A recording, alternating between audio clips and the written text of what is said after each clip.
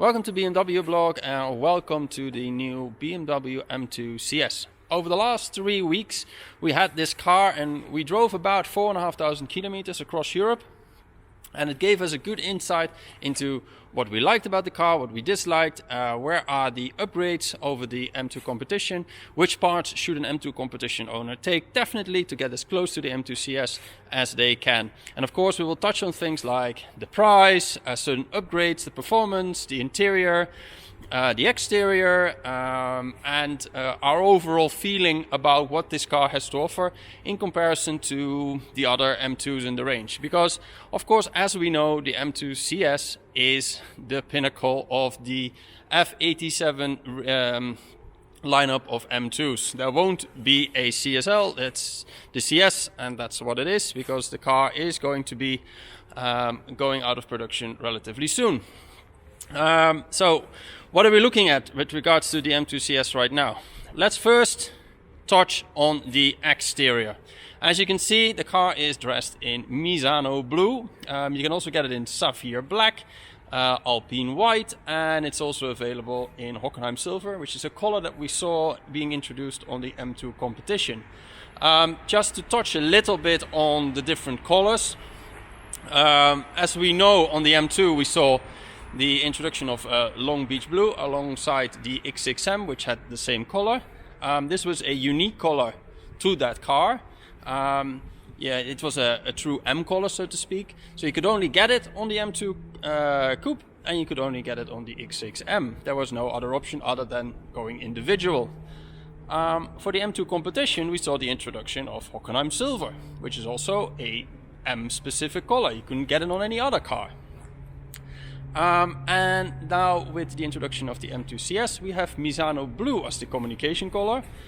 And that color you can get on the X1, the X2, the Z4, the M135i. So we are having here Misano Blue, in my opinion, a color that doesn't really suit the car that well, especially in direct sunlight. And I will walk around the car as I did a few seconds ago, and you can see that the color changes, especially in direct sunlight. I don't really feel that the color fits the car that well. I don't like it as a nice blue. But as soon as you get more into the dark, there is more depth in the color. It becomes much more interesting. As you can see now, it's much more a stronger blue, and it fits much better to the golden wheels. Also, look at the different features on the exterior. You will notice that at the front there is a new carbon splitter, which is specific for the CS. There is a carbon bonnet, which is quite expensive bonnet. If you, as an M2 comp or M2 owner, would like to put it on your car, it's now fitted with a air vent similar to what we've seen on M3 CS and 4 CS. We saw it on the M4 GTS. That's not so different. Design is slightly different. It's unique to this car. Then on the sides we see the lightweight and performance wheels in gold. Nothing new. You can get those on the M2 Comp as well. They're available in black if you want to. Next to that we see the carbon fiber mirror caps, also M performance. Nothing too new there. The rear, of course, the same wheels, slightly different size. A touch wider, of course, because you have a wider rear wheel than you have at the front. And the next at the rear we see the carbon rear spoiler and the carbon rear diffuser, where the rear diffuser is from M Performance, and the spoiler is specifically new and made for the M2 CS. Then if you look at the exhaust, you'll notice that the tailpipes are different. They're slightly bigger, but for the rest the exhaust system is exactly the same as the exhaust system that we have seen on the M2 competition. Sounds the same. It's maybe a touch louder, but that's you won't hear the difference much. Then next to that, there's one big change on this car with regards to the previous M2 models, and that's of course the carbon fiber roof. And if you look at the carbon fiber roof, you will notice a few things. First of all, there is no rail here anymore, which you would normally use to fit your roof rack or your ski box or anything like that. That's unfortunately not there anymore. And also the roof is now a structural part of the bodywork and the chassis of the car. And the reason they did that is to save weight, of course, and to try something new, to come up with a new idea, to develop a new kind of setup for the carbon roof. It means that the roof is now fitted from inside, not from the top. You might have seen some of the installations of carbon fiber roofs on M2s and M2 comps. Where the roof, replaces the roof panel, and then that the structural part, which is inside this bar here, stays in place. This car doesn't have this because the roof, of course, is a structural part of the whole car. It's also a sandwich setup, this carbon roof. So it has a honeycomb structure in the middle, carbon on the top, and a specific carbon structure underneath. But if you look closely at the carbon, and I don't know if it's really visible on the camera, but what you see is like there are these lines, and there's here one as well, and you will see here one as well. These are all defects in my opinion. It's not nice. The carbon isn't really proper. I don't know what has happened in the production of it, but we've seen it on this car, we've seen it on other cars, we've seen it on the car that was in LA. That's not really good looking, especially on a car, and I will touch on the price of this car later. It's not something I would have expected from BMW. I would have loved to have seen a carbon roof without any defects, and unfortunately it's not there. So that's a bit of a point. Also, as you've seen, this carbon is not the same as this carbon, and it's a bit weird why they chose two different ones. That might be a reason because they wanted to have it as a structural part of the car, so they needed to choose that kind of carbon. They only could do that carbon with a honeycomb structure. I fully understand, but there are two types of carbon on the car now, and that's something I'm not 100% sure is really easy to explain, and it's what people point out when they see the car. Next to that, I would like to note that the carbon front splitter and carbon rear spoiler are really beneficial to the handling of the car, but we'll touch on that in a few. So this is about what the exterior has to offer. Let's have a look on the inside, and I will touch on a few more points before we will discuss the performance of the car. So let's discuss the interior of the new M2 CS. There are a few little changes when it comes to the interior. A few things I would like to touch on. First of all, you will notice the Alcantara in the door and the gloss carbon parts. On the M2 and the M2 comp, we had like this open, more rough carbon material for those parts. And it's all because there's now a center tunnel without an armrest, which is in full carbon to save some weight. I will touch on the fact that the armrest is absent because there's something that happens, especially when you have a manual, which I would like to touch on. Other little things in the interior, of course, there's a full Alcantara steering wheel. We saw that on the M3 and M4 CS. There is the CS, like a decal on the dashboard with in the Alcantara, and then the seats, which is a major change because you now have the seats which came from the M3 and the M4 with the holes in it, and also the leather is merino leather, so not Dakota anymore. The merino leather from the M3 and M4 is much more softer. It feels a lot better, and you will find the same leather on the insides of the door. You will find it on the handbrake grip as well, and you will find it on the rear seats, which I will show you. They are also in merino leather, and there's a little CS badge there on the back as well, on both sides. And that's about it in the interior. There's not much more, nothing too different from the M2 comp, a competition model. Also in the menu and the iDrive, I didn't find any major differences. So all these things are pretty straightforward. Nothing really to mention there. Other than a detail which I'm going to show you when I'm sitting on the other side of the car. So let me walk to the other side and I will show you what goes wrong when you're trying to shift but you don't have a armrest. as you can see, I moved to the other side of the car. I walked around it, and I'm now sitting in the driver's position behind the full Alcantara steering wheel. But that's not what I want to discuss with you guys. There is a point that I would like to touch on, and it has to do with the gear lever and the iDrive controller. You can see they're quite close to each other. The majority of us guys will drive the car with one hand here, or there are some BMW drivers that like to put the hand here, and then the other arm is going normally on an armrest, which is, there is no armrest here, it's completely absent. So you will lay your arm on this center tunnel, which is, as you can see, it's quite hard. So you will put your arm here, and then you put your hand on the manual gear lever, and then you shift. Oh, it's all fine, no problem, first and second, and then you go to sixth. You touch the iDrive controller. And in my case, it happened quite often that I touch it, that I set a new navigation location, that I switch off a phone call, like kill the phone call by just pressing it, or go to another radio station, or whatever. Something always seems to happen when I switch to sixth gear and I'm driving quite chilled out, and if you're on it, you're gonna be like here with the with your arm in your hand. So that's not such an issue. But if you are like driving a little bit more relaxed, you will touch it, and you will touch it quite regularly. So it's a thing that we found out while driving 4,500 kilometers as a point, that we definitely wanted to discuss with you guys. I know I'm nitpicking a little bit about this, but these are the things you notice, so you want to mention them to you guys and share them with you. What can you do about it? Not much. You can shift like this, or you can shift like that.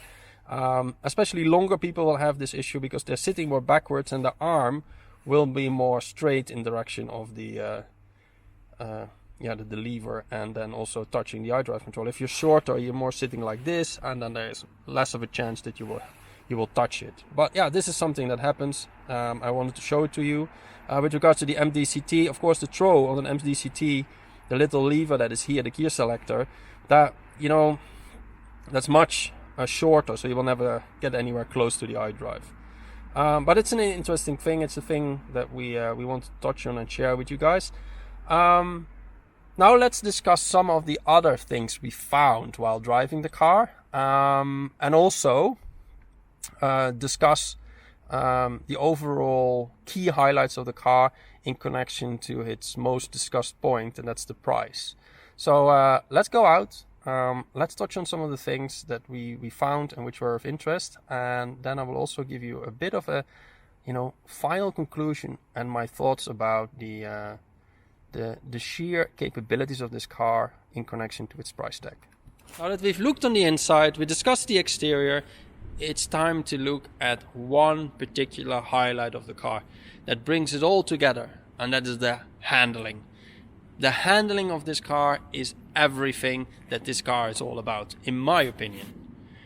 And there are a few pointers that we need to discuss that make up this improved handling. And the first one is the tire. The tire has such a major impact on the performance of this car and the handling you have when you drive it. It's a new Michelin Cup 2 tire with a harder sidewall, so the sidewall is harder for cars that have a bit more weight. The tire was introduced on this car, and it was made for this car. So it has the biggest impact on the handling of the car, or at least the improvements over the M2 competition. Next to that, there's weight saving. So we have a lighter rim, we have a brake kit, which is a ceramic brake kit, which is considerably lighter, and we have a bonnet in carbon, which is also weight saving, all over the front axle, which is what you want to see. You want to have some weight saving over the front axle because it's the most heaviest part of the car. Then at the rear, of course, there's also the Michelin Cup 2s and the lighter rims. Next to that, we of course have, as the third point, the suspension. We have now a adjustable suspension. You can choose between Comfort, Sport and Sport Plus. The differences are not that big. The suspension is better. It's definitely more compliant. It gives you more confidence. but it's, you know, if you would have a decent coilover set, it would still be better than this system, which comes from the M3 and M4. It's a nice addition and a good step up over the standard suspension setup that you get on the M2 Comp and on the M2 Coupe. So it definitely makes an improvement, but the impact is not that big. What is a big impact is offers a big impact is the steering. BMW updated the steering software, updated the differential software, and I feel they are the same as from the M3 CS or M4 CS. The car feels similar. Maybe they've tweaked it a little bit because, of course, it's you know, the M2 is a different setup than the M3 or the M4, but it feels quite similar in the way it gives you confidence, in the way it gives you precision. It's definitely a step up, and it's wonderful. The steering is so much better in this car. Then another point is the you know, stability, which gives you a lot of confidence as well, and is a great addition to the improved handling. And that comes from the carbon splitter at the front and the carbon rear spoiler. I've taken this car up to 285, which is its limited top speed, and there is more. It could go over 300 if you would remove the limiter. And the way it gets there gives you so much confidence. It's so easy to get there. It has the ability to really give you confidence and constantly go to that top speed. And the car really feels like driving, you know, likes to drive at those speeds. Let's call it like that. And even for cruising speeds, you know, doing a cruising speed at 240, no issues. While the comp sometimes thinks, maybe I like 210 kilometers an hour better than I like 240. And that's an interesting experience because it just gives you more confidence and it's more stable. And then the last point, which is the performance. The S55 engine in the front, and I opened the hood to show it to you. As you can see, it's here. It's the engine we know. We've seen in the M2 competition. It was in the M3 and then in the M4. Nothing really new, other than that the performance is now 450 horsepower and 550 Newton meters, according to BMW. But when you drive the car, it doesn't feel like 450. It feels almost 500. The Newton meters are 580, 590. Some dyno runs have already shown. And the horsepower is 490 on the dyno, which is really, really interesting. The car feels much more nippy than 450 horsepower would show you. So that is the key ingredient for this car. It's the additional performance, which is nice, but it's the handling that makes you give you a M smile. It's the improved steering. It's the additional weight saving over the front axle, and it's especially that tire. It is that tire that really gives you a lot more confidence to drive this car, especially fast, and is less playful, less joyful than the comp.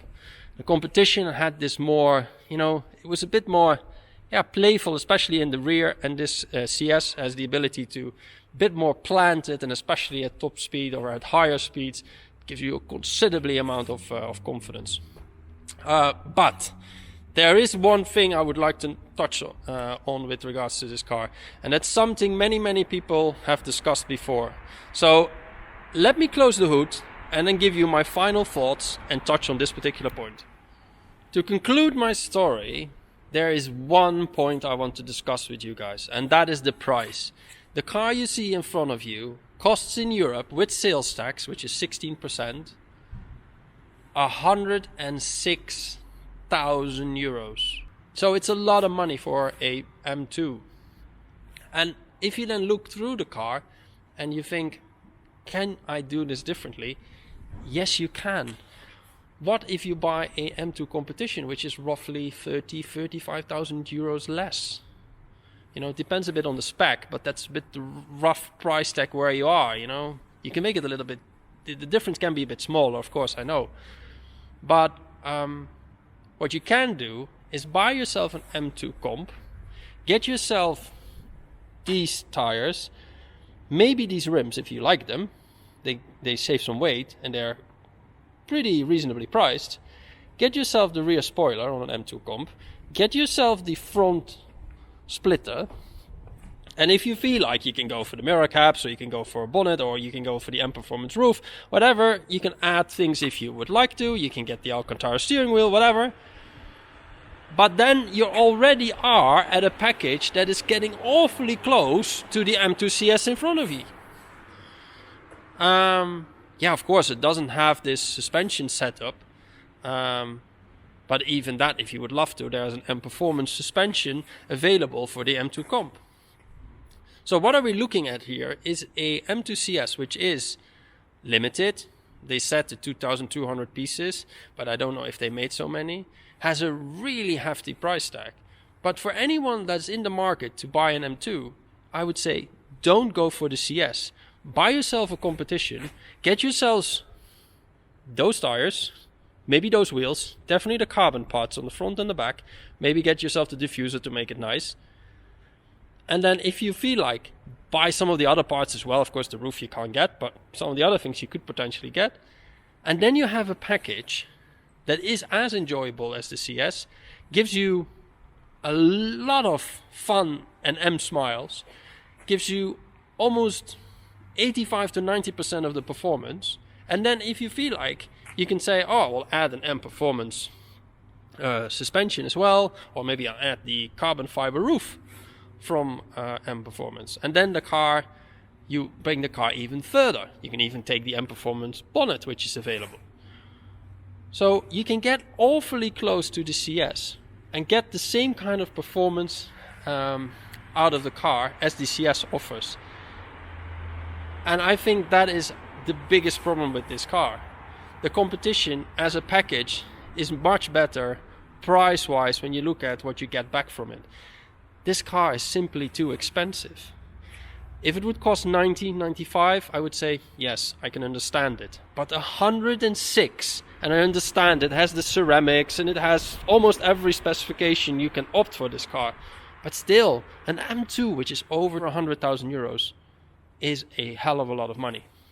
So all I can say is, if you are in the market for the M2 and you have the budget, go for an M2 CS. But if you don't have the budget and you have a little bit less money, go for an M2 competition. Buy yourself some of the parts, maybe take a few months to upgrade the car step by step. You have a nice process, you will enjoy this. But it's much more rewarding, so to speak, to have a car that is considerably less in price and which allows you to tune it a little bit, change it a little bit, and get so immensely close to what the CS has to offer. And yes, I know there are options, of course, to also tune the ECU to 500 horsepower. You could potentially get yourself the steering software via, for instance, Tor Flasher or another supplier, and get the same for the differential. Of course, that has impact of the warranty of your car. That's how this works. But it can get you so immensely close to this package. And if I had a choice, I would say, guys, buy yourself a comp and enjoy the process of changing the car to you and what you like, and not necessarily go for this. Definitely not in this particular color. So I hope you like this little story and review from my end. If you have any questions, put them in the comment box below, and don't forget to subscribe and follow us for more updates. Thank you. Bye bye.